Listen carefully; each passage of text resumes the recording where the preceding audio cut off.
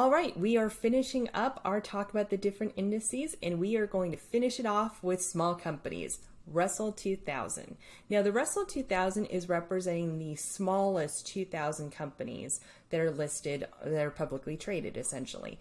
And again, that same market capitalization is used to determine what companies those are. It's a really interesting indice to watch because it doesn't necessarily follow what the top three indices that people talk about are, which is the Dow, S&P 500, and the NASDAQ.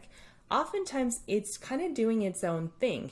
And the reason economists really like watching the Russell 2000 is that it gives us a better idea of how small companies are doing in a certain economic environment rather than the big companies that we hear about in the news all the time. Now, when you're looking at small companies, or what they call small cap, in your portfolio, you want to look at the risk to reward factor. There are certain fund companies out there, dimensional funds or DFA is one of them, that say that you want to lean in a little heavier on the small cap side because there is a better risk to reward potential when you look at it historically. The main reason is that basically a small company has a lot more room to grow than a large company does. We've been seeing some large companies kind of getting stuck in profits and other things like that, especially in the streaming world, right?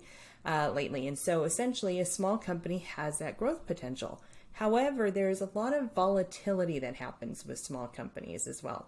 Changes in leadership, they might not be getting the funding that they need to grow to the size that they want to get to.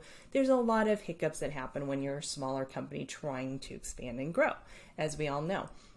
And so when you're taking into consideration whether or not you put small cap in your portfolio, you really need to weigh out that risk to reward and decide how much or how little really should be in your portfolio for what you're trying to accomplish.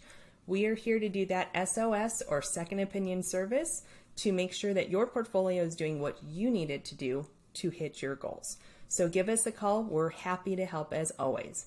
One Vision Retirement, your retirement in 2020 vision.